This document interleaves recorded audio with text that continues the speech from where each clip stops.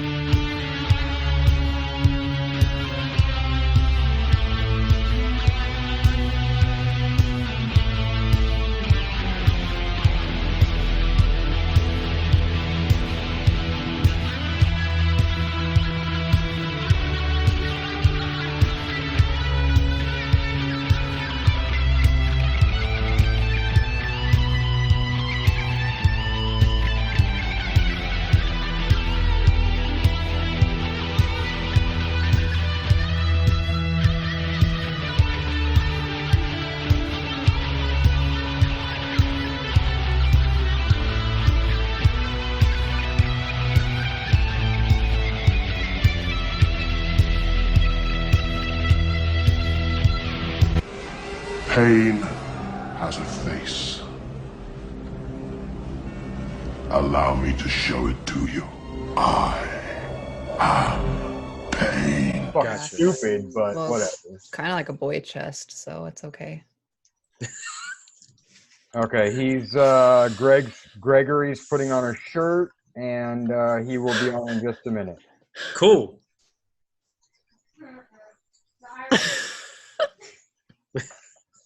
Sam's over there cracking up. Why? Over your head. You're too busy right now. Nothing. It went over your head. I said, how high is put on a shirt? What'd you say? How high is put on a shirt? I got mine on today. Yeah, Ladies and gentlemen, boys and girls, ghosts, ghouls, family, and friends, welcome to this week's episode of Sacrificial Terror Podcast. I am Sam, I am Mason, and with me always is the beautiful Zombie Barbie. and my brother from another mother, Mr. Incomparable himself, Lance the Flair Wagner. Woo! Woo! Dude, that wasn't as enthusiastic today, brother. I'm so nervous. We got Gregory Blair. Come on. Come on. No. Gregory freaking Blair. Hell yeah. Right? And tonight we have a very special guest. The one, the only, Garden Party Massacre, Mr. Gregory Blair himself. Welcome right. to the show. Thank you very much. So glad you're here, What an Gregory. intro. All right? Everybody drink. Yes. Right? Ah, We don't have a Awesome. whole lot of time to, in between talking and bullshitting, so we grab it when we can. that's right. God. And if you'll notice, I no longer drink Monsters. Wow. Oh, you converted him. I am now on to Bangs because There they're you go. healthier for you. That's got and- Monster in it. All right. Hey, that cup Mine's looks just water. familiar. It does, huh? You got. All right. So, and we're actually trying to get Bang to be in the movie. Oh, cool. Sweet. Do we get free bang? Oh, normal terror? Yes. Yes. Will you Okay. get like free? Oh, Yeah. Free ones? I'm hoping so. Me and Lance We're- want a case of it. We're still That's right. trying to figure that out. So, I'll transfer over to that stuff. Hey, Oh yeah. can I ask It's Gregory? good. Can I ask Gregory real quick before we get going? No. Start Yes. off of the movie. Say because it caught my wife's attention off screen. Our producer Samantha. What is it with you? Star Trek or Star Wars? I said Star Trek. I'm actually a fan of both. So. Okay, good. But I had that out. I had that out Good just in man. case. That's the whole Of course, series right of there. course you have Right? it. That's the whole series. Oh. I was hoping you would be like, just because she's a huge Trekkie, so Okay. that's what I was hoping. So I think from the movie you can tell that I know a little bit about both. Right? Yeah. Absolutely. Yeah. Absolutely. That movie was fucking hilarious. Well, thank you. I loved it. And it was cool. Me and Lance were talking. We liked how you did the bloopers at the end and showed you directing as you were acting. That was yeah, cool. yeah. I knew I wanted to do, nowadays they always do or often do bloopers at the end. And I thought, I'm just going to put them in the credits and and let it be part of the movie, because I think it's all about fun, and that's fun. So I think I've always remembered that even from being a child, like like Cannonball Run, just the outtakes at the end. You just crack up at that stand, like when Nicole Bagby she couldn't stop laughing. I'm sitting there, I couldn't stop. I mean, it would making me laugh, and we all had our moments where it was like we just had to stop rolling the camera because somebody couldn't keep it together. Right. That had to be fun. That definitely happens on set. Even on serious movies sometimes. Yeah. It just happens and strikes somebody wrong, and you're like, I'm sorry, I know I'm supposed to be killing you right now, but this is really fun. Yeah, we got to get Fang in as soon as possible. We're dying to see Fang. Yeah. Oh yeah, for a complete reversal from Garden Party Massacre. Is it okay? We're dying to see that. It has these moments of kind of weird, off the wall, comedic, unexpected stuff, but in general, yeah, it's pretty. It's pretty much like a horror house, fun house kind of monsters, icky, gory, blood everywhere. Awesome. That's awesome. So Good. Since we're on that, I actually want to touch on a couple of things because you've been posting a lot of things lately. You just started a Patreon. Yes. And you do a blog and reviews and all kinds of stuff like that, right? Yes, true. And some of your stuff has really been picking up a lot of steam lately and like going to a whole lot of different festivals and winning shit, right? That happens, yes. No, I think I saw something not too long ago about a regular afternoon in 1967. Yes. So tell us about that. Oh, I saw that. That's a short film that I got involved with Adam Schadlecker, the filmmaker who's made a lot of things previous to this, was looking for someone to play a specific role, and I can't remember how it came across my radar, and I thought, I wonder if I could do that. How cool would that be? So I did a little video audition for him, and I thought, well, he'll either like it or he won't. And he contacted me right away and said, "Oh my God, that's exactly what I want." So wow. Well, and the part you're talking about is actually Groucho, correct? Groucho Marx? Yeah. Groucho Marx, an older Groucho Marx. So we're talking, where he's no longer doing, the giant mustache, and that's what he's famous for, of course, is that whole era. But this is later, and he kept making movies and also did a lot of talk shows and whatnot. There's a famous one of him talking to Dick Cavett. So I used those to study. Oh, okay, so his mustache is actually really tiny, and his hair looks like this, and this is how he behaves now. So it was very different from, the character he always played in some of the earlier films with his brothers. So, because that's when the film takes place. So yeah, I was like, that's cool. No one else that I had ever heard of had thought to do a movie that involved Groucho at that time in his life. And this is based on supposedly a true story that actually happened, where Groucho did some LSD. So, how bizarre is that? And, there's no way to, I think, know actually for real what happened. For one thing, the guy who supposedly was doing it with him was on drugs at the time too, because they were doing it together. So how verifiable of a narrator is that to begin with? So it gave Adam this really wide opportunity to say, hey, let's just do something and have fun with it. So, well, I'm going to go from my own experience here, okay? And I'm going to tell you that talking to a dime for like 4 hours while on LSD is totally possible. So, he could have imagined it, but it's also possible that Groucho Marx was really there and they were really doing this shit. It's, it's plausible. It's 1967, right? Well, that was the time. At the end of the day, the movie is a fictitious representation anyway. So, whether it happened or not, it happens in the movie. And so Groucho Marx is doing LSD, and whipping into a song and dance. There you go. So here's a question for you real quick, Gregory. If you could do LSD with any celebrity and break into the same type of thing, who would you choose? David Bowie. Wow. I'm answering for him. No, I'm just kidding. Wow. Wow. Yeah, I mean, really, I mean, it would kind of be, that's kind of, yeah, that's hard because in a way, if I could meet with any celebrity, famous person I wanted to, I'd probably want to be in my right mind so I could like ask them questions I wanted to ask and remember it well and stuff. Well, you can do that after. So I get to do it twice. Yeah. Do it on drugs and not on drugs. Probably on drugs. I would want to do, either way, it would probably be Albert Einstein. Wow. That's a good one. Yeah. Imagine the conversation you would have. Yeah. Wow. I can imagine that, but I think 90% of that would probably go. You'd probably get anxiety. You'd be all fucked up. Yeah. Possibly. Gregory could probably hang for a little bit. Well, You could probably hang. I guess, I don't know. If I was on LSD, maybe I'd understand it all. That's true. Right? I'd be Yeah. like, oh, no, there's a mistake in the equation here. Hold on, Albert. EMC3. It's EMC3. I am fucking energy, man. There you go. Well, you drink enough Bang and you are, right? Absolutely. Right?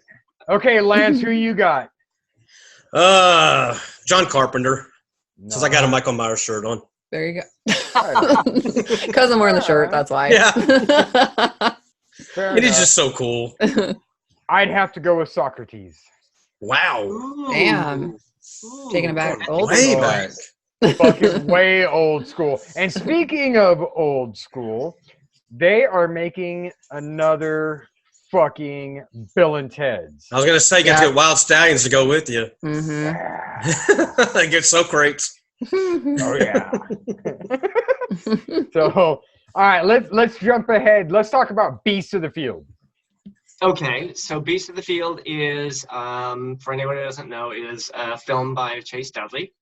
And it is a survival drama meets adventure, meets thriller, meets horror. There's a little bit of all of that in there. Right. And it's about a group of folks who go into the woods to trek, to try to search out this monster of legend. And, of course, everything goes wrong. And people start dying. Oh, no, that doesn't happen. Yeah, it's not a happy story. There's a lot of icky, gory stuff that happens in that movie too. Right. And I play Lester, the lead character, who with my other half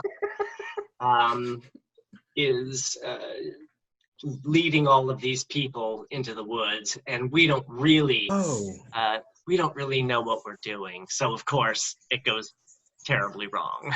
Cool. and you also wrote this or co-wrote? Well, I did a revision of the original script. Okay. Because it was changing as Chase was changing how he wanted to do it and how he envisioned it. And when he put me in the lead, it was like, okay, we need to sort of make the lead make more sense for the type of person that I am, as opposed to the type of person that might have originally played that kind of a role. Because there's more than one way to play a role. Right. And so we talked a little bit, and I said, okay, what I want to do with this character is because he is kind of a jerk in that he's misrepresenting himself and whatnot. And I said, but if he's the lead and he's the hero and he's who we're rooting for, he also has to be likable somehow. Mm-hmm. So instead of just being this jerk and this whiny guy, he needs to be the heart of the movie. So we need to make him sort of also an underdog that people still sort of will root for. Mm-hmm. So that's sort of what I was doing when I was rewriting that, and Nice. Hopefully it worked. I mean, it won Best Feature at the E-Town Film Festival not so long ago, so I guess it's working. Congratulations. I haven't- That's awesome. Yeah. That is awesome. I haven't seen the finished product, so Oh, wow. I know I'm still waiting. Oh, shit. That's terrible. I couldn't get there. Is that the one with Kaylee in it, Greg? No, Kaylee is in. Which one am I thinking of? The Horrific Evil Monster. That's what I'm thinking of. That's what. Okay. Yeah. Okay. I'm dying to see that one. I mean, Gregory does have like a long fucking list of movies that he's been a part of. So, you know, he's one of those like, you know, up here guests that we've had on here. So yeah, superstar. I'm already high. Don't give me any LSD. Just a superstar, you know. Right? No big deal. Well, we're looking for the exclusives, though, Gregory. We only need exclusives. So yeah.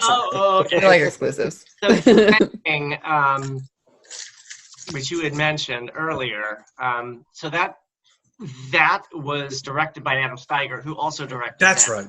That's how they're connected. So Fang is now out on DVD and Blu-ray on Amazon, and it's also you can stream it now. It just came out this month. Awesome. So you can stream it like on Vimeo and I think Amazon Prime and whatnot. Okay. And that won Best Feature, and I won Best Actor at the Lucky Star recently. Yeah. So we're pretty excited about that. Hell yeah. And that's, like I said, that's a monster movie, among other things. Right. And it's very much old school contained, you know, the kids are going to distant relatives in a remote house and everything, you know, it's like try to escape from the house kind of a thing with this horrible, scary stuff going on. Whereas them, on the other side, is more outside and open and epic in the sense that there are all of these the horrific evil monsters are actually the heroes of the story. Okay. There's one of the characters actually from Fang is in that. Okay. He comes back and he's one of the heroes, and there's also an alien and an action hero and I'm trying to remember all the other characters. A werewolf. And I'm sure I'm leaving somebody out. Anyway, they're the good guys. They've been gathered together because it's going to, and a serial killer, an unkillable serial killer. Wow. They've been gathered because they're the only force will be strong enough to fight the true villains of the film, which are the Horsemen of the Apocalypse. Seeing Fang, gotta see Fang first. You don't have to, but all of Adam's films are connected in more than one way. Gotcha. So if you've seen Fang, you'll know this one character at least. Okay. But yeah, so I play Famine in that one. So I'm one of the four horsemen who's come to destroy. Oh, okay. Wow. Nice. That's too cool. That one's in post right now, so we'll probably see that one start popping out sometime next year. Adam's like making constant posts about working on it and stuff, so I totally blanked. Yeah. I totally blanked on it. Yeah, he and Kristen, they're amazing. I don't know how they do it. They just keep making movies and making movies. That's crazy. It's awesome. Yeah. Yeah. I'm going to tell you right now, it's not an easy fucking process. I know that. You are preaching to the choir. So, you know, it's there's a whole lot of things that go on in order to actually make a film. So for those that are out there that are successful and are out there putting out content, you know, fucking thumbs up to you guys, because I know the process and it's a motherfucker. So it really is. I mean, I think people, now that there are so many films that put so much of that behind the scenes content on like the DVDs for special, you know, whatever, I think people get an opportunity to really see a lot of that behind the scenes and how they have to add all of the background, you know, because of the CGI, and they have to get rid of the wires that are there, and how many takes it takes just to get, you know, this piece right and this piece right, and you know, it's fun, but it's a lot of work. So I could see it when y'all were is it Robbie was the killer? I don't want to. Is it sport? Can we do spoilers on Garden Party Massacre? Hell no! Don't talk about it. What's the matter with you? We don't do spoilers ever on any movie. Okay. So well, hold on a second. because this episode's not coming out for a couple. Yeah, of it's not weeks, going to be out so for a it's while. Not really a spoiler. He's like, no, don't do it. Okay, so We'll I'll just say spoiler this. alert. Yeah, movie. it's not really a spoiler. I won't say, but there was a scene where y'all were doing something as a team, and then like you could see in the outtakes where I'm blanking on her name, Lisa. Lisa Hart. So she's reacting what y'all are doing, and then I remembered back to the actual scene where the blood was going and everything. So that was pretty cool to see. So I don't think I really spoiled anything for anybody. I just kind of no. Everybody knows people are getting killed in the movie. Yeah, absolutely. Massacre. Absolutely. And I actually did want to congratulate you. You recently had an anniversary, 20 years, if I saw correctly. Yeah, can you believe Congratulations, it? dude. That's fucking amazing. Awesome. It's actually the anniversary of the day we met. Right. Oh, wow. We didn't get married till 10 years later. But yeah. Dang. Still That's a huge awesome. Long time. It's a Yeah, big that's big awesome. deal because, until we got married, that's what we celebrated. So we still do. Yeah. Okay. There you go. Well, Awesome. congratulations. Break a habit. It's rarefied air, it really is. It's a long time. That's awesome. If you live long enough. Right. Right.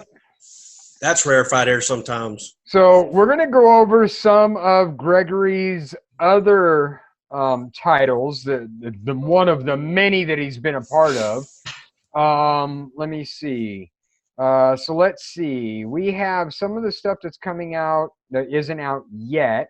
We have, let me scroll back up to the top. Okay. Satanicus, A Regular Afternoon in 1967, Beasts of the Field, Wall of Flesh, a vintage comedy. Now, if there's anything that I say that anybody has anything that they want to talk about, feel free to cut in and say something as I'm going through these names. Well, I will just say Wall of Flesh, I think, is now making the festival circuit. It's doing really well. It looks really funny. I was only in one little tiny scene, or two tiny scenes, but yeah, the trailer's hilarious. Okay. Awesome. Cool. Okay, we have Robo Woman, we have Nightshade, The Covenant, For Jennifer, Fang. Yeah. You're right. It's like I want to say something about all of them, but it's like, oh my gosh, we'll be here all day. But yeah, right. It's again, For Jennifer, I just did like a little cameo because I wanted to be in that whole franchise because it's like it's the fourth one. Oh wow! Nice. Yeah. Okay.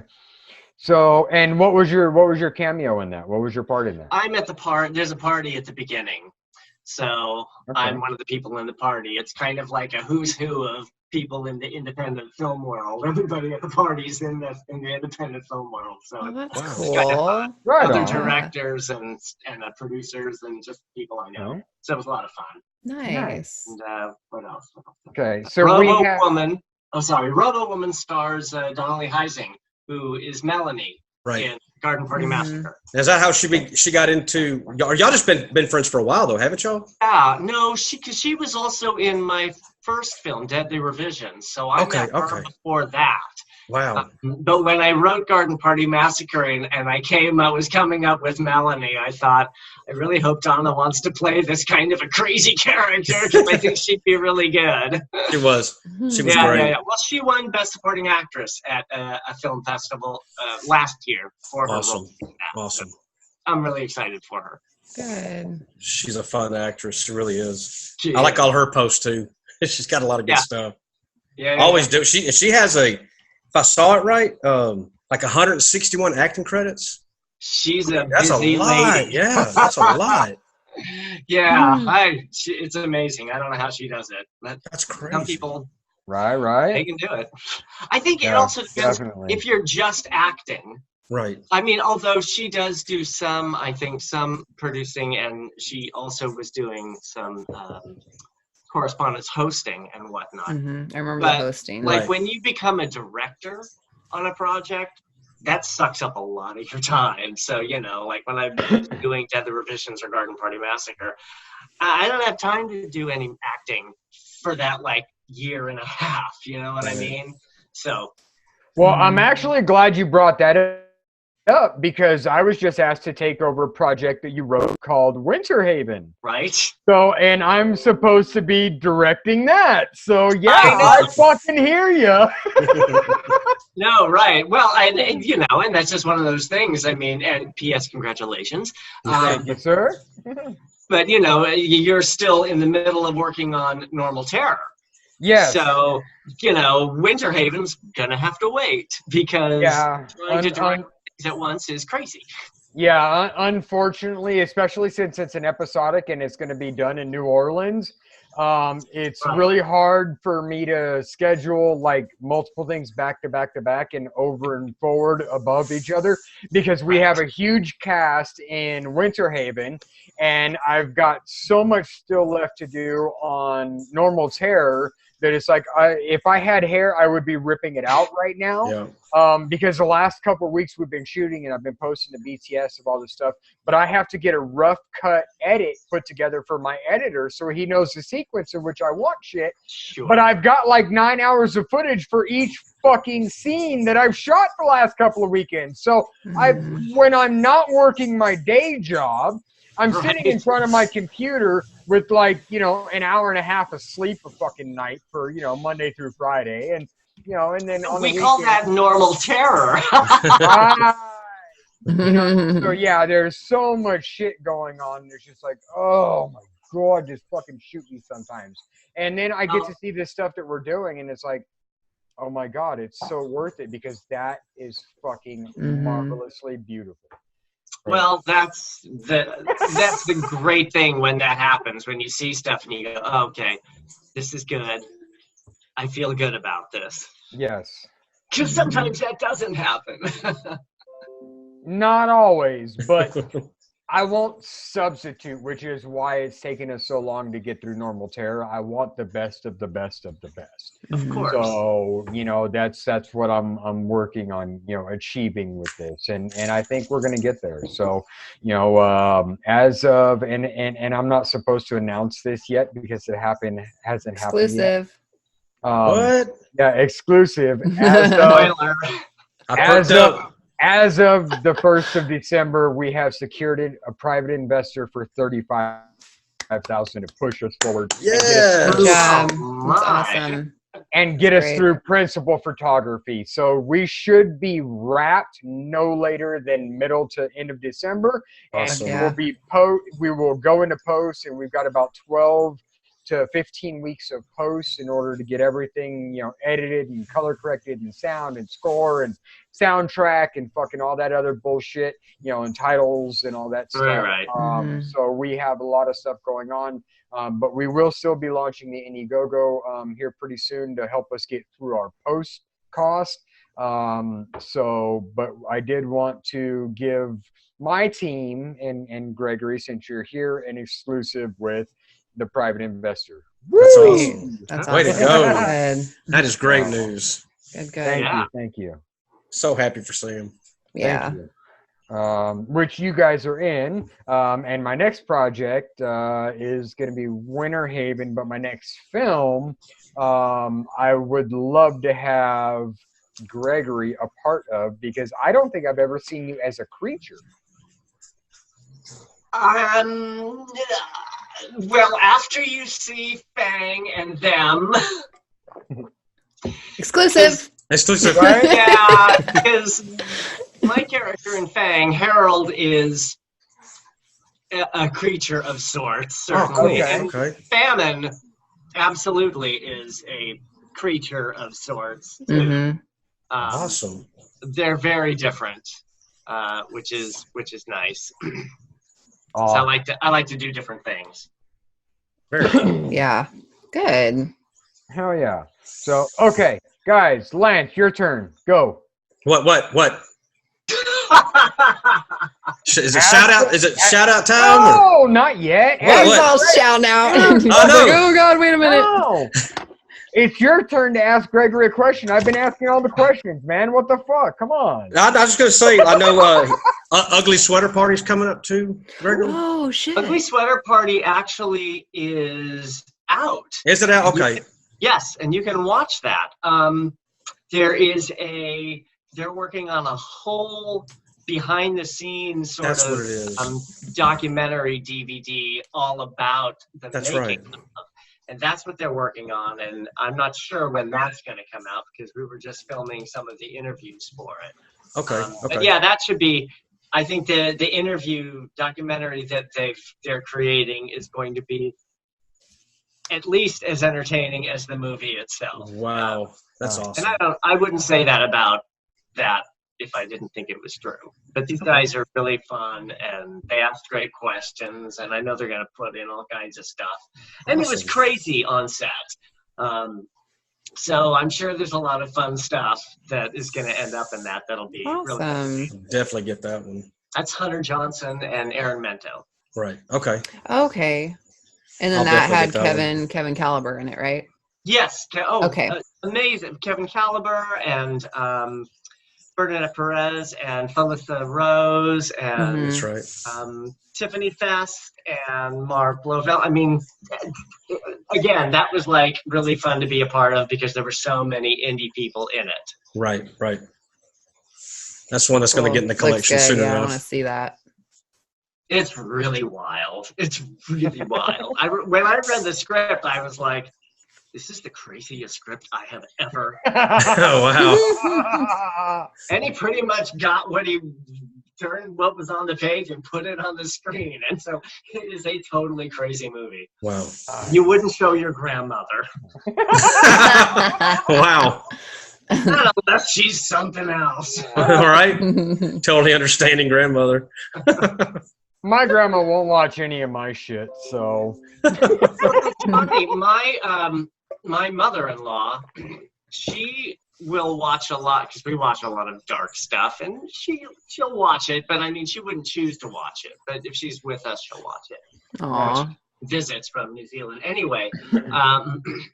But she like totally loved Garden Party Massacre because that's like horror light. Do you know what I mean? Right. It's really almost if a massacre movie could be PG, that wouldn't you? I mean, that's what it would be. Yeah. It was good though. I liked it. Like I'm not even. There are some movies that I would never even think to recommend. I'm in a movie that's going to be coming out next year called Trick and Treats. Okay. Which is from Heroic Age Studios, directed by Eric Hector. And it has Bishop Stevens and Lauren Gregory and Malcolm McDowell is the of the possessed evil pumpkin. Nice. One of my heroes. That's one of my heroes. Yeah. How cool to be in a movie with him. And it's the darkest, meanest, nastiest movie I have ever been in. Wow. Nice. You know, it's very, very gory and very brutal. And I think there was a day when I walked quietly off set and just kind of cried in a corner. Wow. The guy who plays my fraternal brother in it, we're all a bunch of nasty, psychotic, evil bikers. And he plays my fraternal brother, and we were driving home because they put us all up in this cabin. All the bikers stayed in this cabin. We were driving home, and I admitted it to him. I said, you know, I kind of had to have a moment. And he goes, oh, my God, I did too today. Oh, wow. Yeah. And I thought, isn't that funny that, you know, when people watch this movie, they're going to just see these horrific, offensive, brutal, disgusting, awful characters, and we're like big crybabies in real life. Wow. And big softies, we're like pussy cats. Wow. And what is this one? What is that one called? It's called Trick and Treats, and it's about a young woman who goes out with her friends, and she forgets to take her antipsychotic medication. Ooh. And then she comes in contact with this jack-o'-lantern, which may or may not be possessed. And so, and she and her young friends end up in the wrong bar at the wrong time, where all these psychotic bikers are, and things go very, very badly. Nice. Yeah, I'm very excited for that to come out because I think I've never done. I mean, my character is a little brutal in Fang in some ways, but nothing like Trick and Treats. Okay.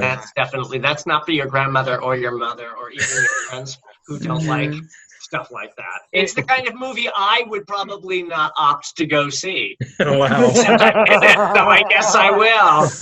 It's too. I'm very sensitive to that sort of stuff. But Wow. you know, there's a whole. That's a whole slice of the horror genre. Is that really dark, brutal stuff. So I got you. It's so funny you bring that up about the different in your personality from who you play on screen, because we had the same talk with Bill Oberst Jr., who played Papa Corn, and he is the sweetest. Next to Lance, he is like the best human being I've ever met. Yeah. I love Bill. Well, he was my lead in Deadly Revisions. Yeah, yep.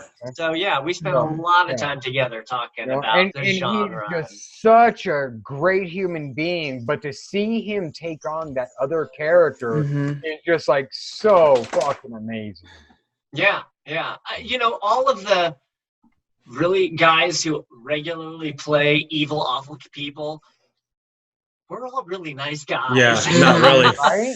Not really. Yeah.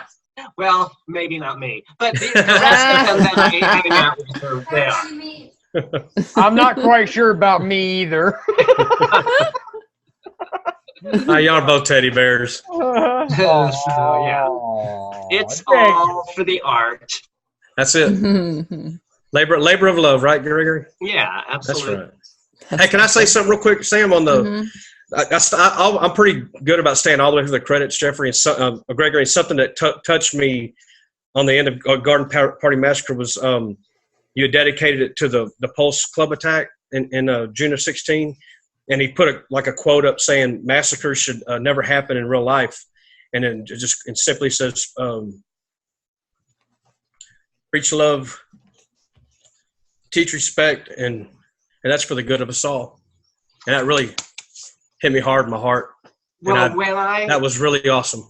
I'm glad that it. Every time you do that, you make me cry. I fucking love you, man. You're so sweet. I do. I fucking love you. It was because that film came out, or I was finishing working on that film when that event happened. I saw the dates. And I was just wrecked, and I thought I actually did a blog post about it because I almost thought I don't think I want to put a movie out that talks about right. how can and it's a comedy and it's making fun of. I was just like I just couldn't do it, and I thought this movie's just gonna have to sit on a shelf or something. I don't know what to do, and I thought about it, and then what I finally decided was the movie is a comedy, and comedies make people feel good. There you go. Make people escape the bad stuff of life. So I thought, okay, it's right these people died, but we have to find a way to live and move on. And one of the ways we do that is through humor. And so that's what made me decide to dedicate the film to them and awesome. Put it out so that people can enjoy life and laugh and feel good. That's beautiful. Okay, didn't think I was gonna cry. It really got me. It really got me. Yeah, I had to. You know, it's funny. I'm almost afraid to make another movie because my father died before Deadly Revisions came out, so I dedicated that film to him. So yeah, maybe I won't make another movie. You got to. No, I hear you, man. So unfortunately, we're about that time in the show, guys. We're going to end it on a positive note, though. Yes. Because as amazing and beautiful and tear-jerking and heartfelt as that was, Lance, I fucking love you, man. Love you too, Sam. You are the most amazing human being in the fucking world, dude. Yeah, you are. You don't know how timely that is to hear that. Thank you. And Gregory, thank you so much for being on the show, man. Dude. Oh, my pleasure. To create stuff like that people can feel and touches people, regardless of the other things that we do in life, is why we do what we do. Amen. Oh. But all right, this is the point of the show where we give you an opportunity to tell everybody what to look for, where to find it, and get it on. Go. Okay, here we go. And now I wish I could like those guys. Right. Whatever. Well, all the movies I talked about are some of them are still coming up. But you can see Garden Party Massacre and Fang both. Yes. They're on Amazon. You can get DVDs, Blu-rays, or watch them on Prime. What else is out that I can talk about? You can see The Convent. Or Heretics, as it's known in the UK. That's a film by Paul Hyatt that was written based on a screenplay of mine. It's about. That's right. That's right. I own that. It's up here somewhere. Oh yeah. So that's kind of brutal too, but that's brutal about nuns. Right. Yeah. If you like brutal nuns. Well, yeah.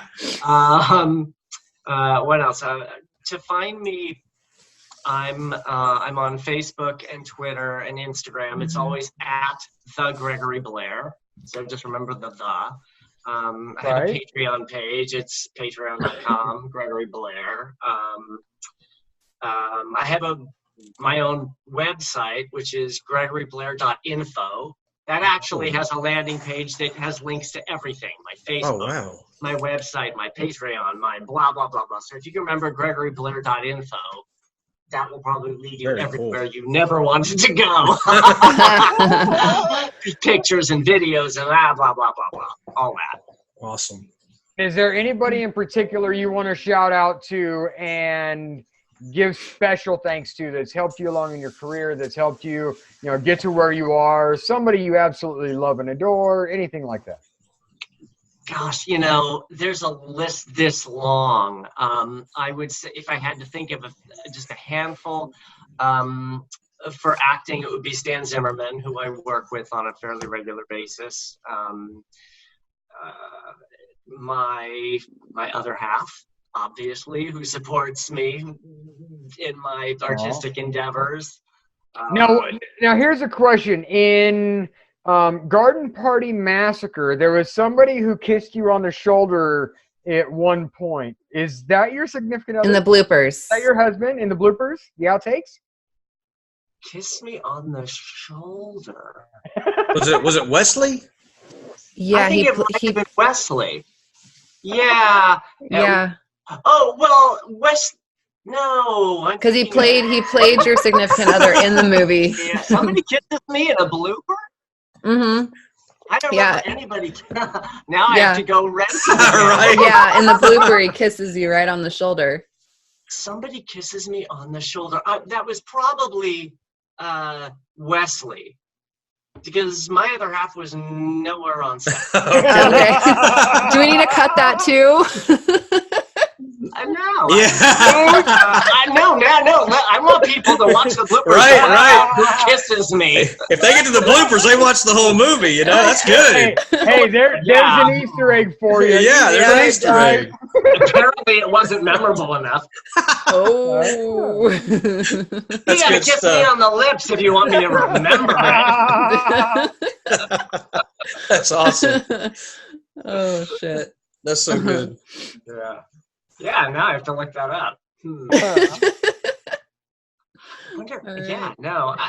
Almost everybody on that would have been on camera would have been an actor, so it had to be an actor or an actress. It was the guy or a girl? It was the one that played your significant other, your boyfriend in the movie. Oh, that's Wesley. Yeah. That's David Leeper. Yeah. That's David Leeper. No, we're not married in real life. I just play one on TV. That's right. That's awesome. That's what I was telling Rihanna. It was funny at the end. It's like your character doesn't know if he's gay. It's like I like that. Yeah, the whole way through, it's awesome. He's not the brightest. It's a great character. Great character. Well, funny, gosh. And I know we're probably running out of time, but one of the things when I was thinking about the movie and trying to cast it, I was like, I liked all the roles. And I thought the way it worked out, when I found people that I knew I wanted to play the different roles, I was like, well, that's cool because no one's ever gonna cast me as a dumb blonde. So. Here I go. That's awesome. That's great. That is so good. All right, is that everybody? Did we hit everybody? That's everybody for me at the moment. Okay. I'm probably forgetting 87 people who will all be emailing me now and texting me. You didn't even mention me. Well, you've got a couple of weeks to catch up on that, so don't worry about it. Yeah. To brace yourself. So, Yeah. So I'll just go ahead and say it. Gregory apologizes now for not including everybody, but we have a weird format, and once you get put on the spot, it's really hard to keep up with everybody. It really is. It really is. There'll be a little disclaimer at the bottom. There you go. Yeah. Gregory is not responsible for anything he said. So, all right, brother. Thank you so much for being on the show. Lance, what do you got? Real quick, the shout-outs to Primetime Horror guys, Thad, Lance, and David. L2, they should be getting some stuff going. I know I keep saying that, but they've had some issues, and it's getting all worked out. Daryl Hook, Mr. Meat Hook on YouTube. Check him out. He's also got a group on Facebook for if you love Halloween 3, get on that group. It's awesome. Good group. James Blankenship, Damon Williams, and Scott Williamson. They're some of our bigger supporters. Roy and Lisa Rose, the gas station right over there in Bastrop, Texas. That's where the original Texas Chainsaw Massacre was filmed. Go there and enjoy yourself. Horror Graceland right there. And the Cult Class Convention is coming up in February. That's right. Go to that. Go see that. Then see this movie. Haunt. Mm-hmm. Very good movie. See this movie. I want to see that. Mm-hmm. It's very good. Ooh. And then buy this book by my co-host. Oh, hey. It's a real book. It's a real book. Ooh, and then and then let's see, Indie Brigade, George C. Romero and Joe Ridgely. Awesome show. They're about 5 or 6 episodes in. It's amazing. It's a really amazing show. Sam and I were on it recently, just kind of a beta type thing, I guess, test it out. And that was really fun. Let's see, Billy Pond, Parrish Randall, Bill O'Burst Jr., Chanel Ryan. Going to see them in February. Tyler Shea Cohn, Brian Clegg, Tamara Glenn, who was just announced for Terrifier 2, along with Alyssa Rose. Cool. So they're both going to be in that. Oh, and Jason Lively's going to be in that too from Night of the Creeps. He's also going to be in that. All right. Jen Nagel, Queen Malvolio, that episode dropped today, and Gregory is connected with her as well. Yeah. I want to thank my co-host. I love them so much, Sam and Rhiannon, and my off-screen producer, Samantha, my wife. I love her so much. Chris Attila with the music. Matthew Price Thompson with the graphics. 1031-2 should be out. Check it out. Indiegogos for Stranded, Butcher's Bluff, and My Girlfriend the Serial Killer. Yeah. And Oakley Dokley, I'm done. Wow, you win the prize. Yeah. All right, Mr. Rhiannon, who you got, Z? Beat that, Rhiannon. I can never beat it. That's why I let him go first. I agree with everybody you just said. Everybody. Yeah. Thank you so much, Gregory, for coming on. It's been awesome. We really need to get you back on because you have so many projects that we didn't even touch that we do need to get you back on. If you're willing. Too popular. Yeah, you've got so much stuff. I want to thank my co-hosts, for doing this every week with me. It's been awesome. And then thank Aaron Lee with Crazy Ink Publishing for taking on my books. And Broken Halo is available now on Amazon. There it is. So, and nice. Tonight, I actually want to give a special shout out to somebody that we're currently talking to and possibly going to be help promoting. We still haven't quite decided on how we're going to do that yet. So I want to thank Austin Wood with the Horror Night podcast show. So you guys haven't yet. I hadn't heard of it until last week. Oh, cool. Okay. Okay. So we want to give him a shout out and get you guys to go out there and check them out and see what they got going on. So Gregory says he'll vouch for them. So that's right. That's right. Disclaimer. Yeah. Another disclaimer. Right. And I really want to thank my cast and crew for Normal Terror. We've been kicking ass the last few weeks. We're off this weekend, which is why I'm clothed. Thank God. Which is the show thing to do. Yeah. So, well, when you're killing people, it's kind of sexy to have no clothes on except for, your kill pants. Nobody knows you did that. Not yet. They're like, this dude's fucking shirtless. What the hell? Oh. But now we know. Hey, it's what I do. Okay? Killing this shirt. Killing this. It's what I do. Okay. All right. But my cast and crew, Miss Aruna League, Miss Joy Goodman, my DP, PJ Aaron Riley, and just everybody involved. You guys have done a fucking bang up job. You guys have nailed it. The stills have came out amazing. The footage has come out amazing, and I couldn't fucking do this without you guys. So thank you guys so much. You're fucking phenomenal. I love you. Mwah. And it looks like Rhiannon wants to say something, or she has to sneeze. Oh no, I was looking at Daria. No, she went to the end of my bed. I've got a mustache. No. All right, guys. Until next week, we are out. Right, Bye, guys.